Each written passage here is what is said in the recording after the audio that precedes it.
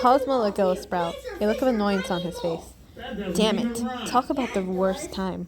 Sprout, seeming very flustered, but sighed in relief. Hello, do you want something?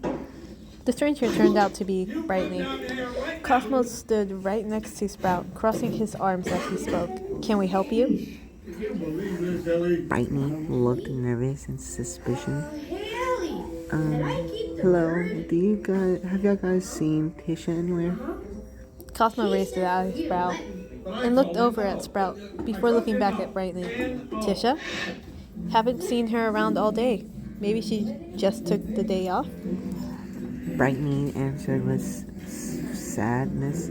Oh, maybe I just think she went to help you. Cosmo seemed confused for a moment. His arms dropped from being crossed. She came by to help us? He looked over at Sprout, his eyes narrowing for a moment. Sprout answered directly. Unfortunately, Tisha didn't come to us. If we find out anything, we will let you know. It's nice to know someone else was up here. Brightly replied, upset, and started heading towards the exit. Oh, then sorry for disturbing you. Cosmo watched as Astro left, his arms crossed once more. I think that's an inconsistency. You were talking to a rock. That was strange, he muttered. Sprout Wait, whatever. Sprout nervously scratched the back of his head. Yeah, what if someone suddenly noticed that Tisha was heading to the shop? Cosmo sighed. Who would think that? He asked, looking over at Sprout. She probably just, I don't know, went out to have fun. She's done that a lot before. She probably just needed a break. Sprout continues the job. You just don't need to worry. Cosmo nodded in agreement, now watching Sprout as he worked. Yeah, I think everything will blow over. Everyone will forget all about Tisha soon, as long as we get back to the usual routine. Sprout stood up abruptly and headed towards the exit. I forgot something. I'll be right back. Cosmo was slightly taken aback by the sudden movement. Huh? Oh, alright. Hurry up. We still have some things to do. Sprout returned, holding something behind his back. Cosmo looked at him, curiosity causing him to raise an eyebrow. What's that you got, Sprout? Sprout handed over a bouquet of flowers with chocolate. I wanted to give it to you because you are my best friend, but I forgot because of that situation. Cosmo was definitely surprised and his face flushed a bit.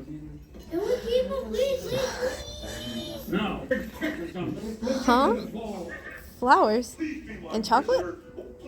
He took both the flowers and chocolate, a smile on his face. Why would you get this for me, Sprout? Because you are my best friend. Cosmo smiled, pulling Sprout into a quick side hug. Well, thank you, Sprout. Though you didn't have to get this for me. Sprout smiled. He tightened his hold on Cosmo and pulled him closer. I hope you're feeling better. Cosmo was a bit taken aback from how close Sprout has pulled him, but it wasn't unwelcome. Cosmo was a bit taken back from how close Sprout had pulled him, but it wasn't unwelcome. I'm feeling a whole lot better right now, Sprout. He ruffled Sprout's hair once more, messing it up a bit. I messed that up. Hey, do you like my hair? A mischievous smirk appeared on his face as he ruffled Sprout's hair again. Your hair is cute. Although it's better all messed up. Okay, if you like that. I hate reading. Cosmo chuckled, running one of his hands through Sprout's hair for a moment before returning to his usual position, doggy style. Joke. Now come on. We still have work to do. We can't just keep standing here. Sprout didn't fix his hair and starts continuing for a job. Yeah, you're right. Cosmos kept his smile as he helped Sprout, though his gaze occasionally landed on him as he messed with the flowers that Sprout got for him. Cosmo, what will you do after work? Cosmos was snapped out of his thoughts, and he looked over at Sprout. After work? I was gonna go home. Why? Sprout looked away in embarrassment. Yeah, if you don't mind. I am nobody's master, got it? I don't want you here, and I don't want you here. You messed up, you fucking bitch. What do you mean? You read this. Oh, I thought we were here. Okay, just read it. I just wish I could go with you. With me? Cosmo raised an eyebrow. You want to come home with me when I go home? Awesome. Why'd you start laughing? Sprout looks away in embarrassment. Yeah, if you don't mind. Cosmo chuckled, finding Sprout's embarrassment adorable. Nah, I don't mind. If you want to spend the night at my place, you can. Just don't cause any trouble, alright? They're gonna be having sex. Sprout begins. See that? Okay. Sprout begins to finish the work briskly. Of course. Cosmo shook his head in amusement as Sprout worked more quickly. Don't work too fast. You're gonna end up messing things. Something up. Sprout said with a grin, knowing full well that this was not true. You know, I never spoil anything. Oh, really? Cosmo gave Sprout a slight grin, raising an eyebrow. Never? That seems hard to believe. Suddenly, Glisten enters the shop. Yeah. Hello, friends. I don't believe he says that. Hey, friends! Cosmo's attention... Cosmo's attention went away from Sprout for a moment as he turned his head to look at Glisten. Oh, hey, Glisten. What brings you here? Glisten walked over to the counter and looked at the menu. Can I order donuts from you guys? Of course. What kind do you want? Cosmo asked, leaning against the counter. Glisten... I want to try everything, Glisten said confidently. Cosmo raised an eyebrow, clearly a bit surprised. Everything? You sure you can handle all that? Yes, one of each flavor. Alright, if you say so. Cosmo shrugged and looked over at Sprout. You could probably get Glisten some donuts, right, Sprout? Maybe you'll surprise you. Sprout looked tiredly at Glisten and headed toward the donuts. Sure. Wait a minute. Hey, thanks, Sprout. Cosmo ruffled Sprout's hair once more, but then turned his attention back to Glisten, whose attention was now on him. So, what will you guys do after work? Glisten now turned to look at Sprout. Cosmo shrugged, resting his head in one of his hands. Well, probably just close up here and head home. Why? Can you guys help me with something after all this? I'm pretty sure I'm doing the same voice.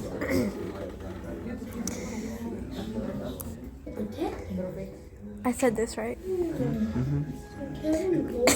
Shit. I choked on my saliva.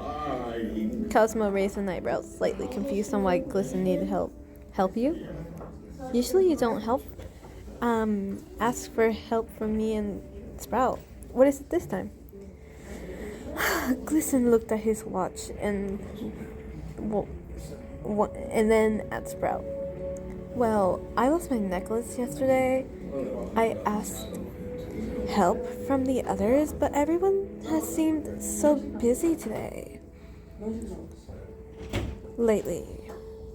Cosmo nodded, understanding where Glisten was going now. I see.